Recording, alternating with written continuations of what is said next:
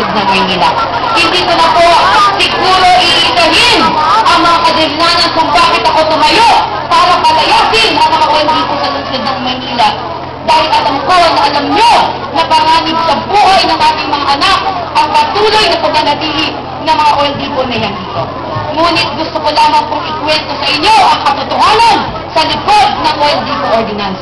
Ang napakalaking korupsyon na nangyari sa pagpapaaproba ng mapanganib na OLDP Ordinance.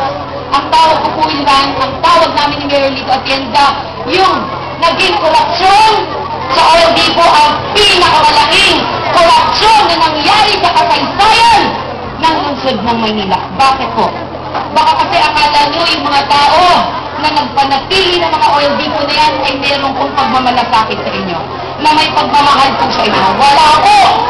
Sila pong lahat na nagsiboto ng mga konsyal para sa pagpapanatili ng mga OLDP na yan, 5 milyong piso po ang kanilang natanggap. 5 milyong piso. Gusto ko bang sabihin sa iyo, isa ko pang dangal, karangalan, na si Konsyala Bonjay Isip, Joey Uy, at Joy Dawis Asuncion, hindi po kami tumanggap ng 5 milyong piso. Napakahirap po sa hirap ng buhay ngayon. Napakahirap po tanggihan ng 5 milyong piso. Alam nyo, nung pinagdidebatehan po namin sa konseho, pagpapanatili, pagpapalayas, lahat po ng aming oposisyon sa konseho, nais ko po sanang ipahayag. Ngunit, si Isko Moreno, hindi po niya ako pinayagang magsalita mga magulang. Hindi po niya ako pinayagang magsalita, binastos po ako ni Isko Moreno. Ang sabi niya, hindi daw po ako pwedeng magsalita nung araw nilang dahil pangit daw po ang suot ko nanay. Mukha daw pong duster. Meron po bang magpangatapag sa suot ng mga duster, mga nanay? Ang sabi ko kay Isko Moreno, di bali na pangit ang suot ko sa tingin mo. Ang importante ng aking kalooban, hindi katulad mo, Isko, may price tag ka sa ulo mo, nabayaran ka na ng pandakan. Bawat kong lehal na bumoto sa panukalang yan, 5 milyong piso po ang kanilang natanggap. Kaya naman po, nung aprubahan ito, ni Lim at Isko mismo, si Cardinal Rosales ang nakiusap kay Mayor Lim na wag pipirmahan ng ordinansa. Nangako naman po si Lim, ang sabi niya hindi niya pipirmahan, ibibito niya ito. Ngunit tinupad ba ni Lim ang kanyang pangako kay Cardinal Rosales?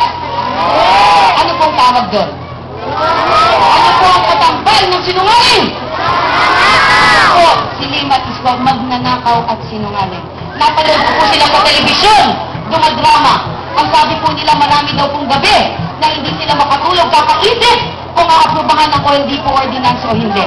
Ang sabi ko naman, Lim at Isko, talagang napakaraming gabi na hindi kayo makakatulog sa kabila ng napakaraming perang tinanggap nyo mula sa mga OLDP. Kaya pag nagpunta po dito sa Pandakan si Lim at Isko, titigan nyo po sila sa kanilang mga mata. Nangangalumata na po. Ang laki-laki na ng IRAS dahil sa dami ng nakurakot hanggang ngayon. Bilang pa rin po sila ng perang tinanggap mula sa Pandakan ng OLDP. Ngunit, hindi lamang po yan ang kasalanan sa atin ni Isko Moreno. Pagkatapos po nila aprubahan ang mapanganib na OLDP Ordinance, tumungo si Isko sa Estados Unidos kasama 5 Atencio Manileño konsehales niya. Doon po sa New York, kumain doon sa pinakamahal na restaurant sa Desert si Isko Moreno. Mga mahal kong tiga-ang na distrito, alam niyo po ba kung magkano binayaran ni Isko Moreno sa inyasang niyang hapunan? $800 po, isang hapunan ni Isko Moreno. 40,000 sa halaga po ng piso. 6 po sila na nagbili ng kaligtasan ng lungsod ng Maynila. 240,000 po, isang hapunan ni Isko at 5 Atencio Manileño konsehales niya. Alam niyo, sa tuwi pong maalala ko mga magulang na si Isko Moreno ay nagbayad ng isang hapunan, halaga 40,000, bumabaliktad po ang sikmura ko. Nangingilabot po ang buong katawan.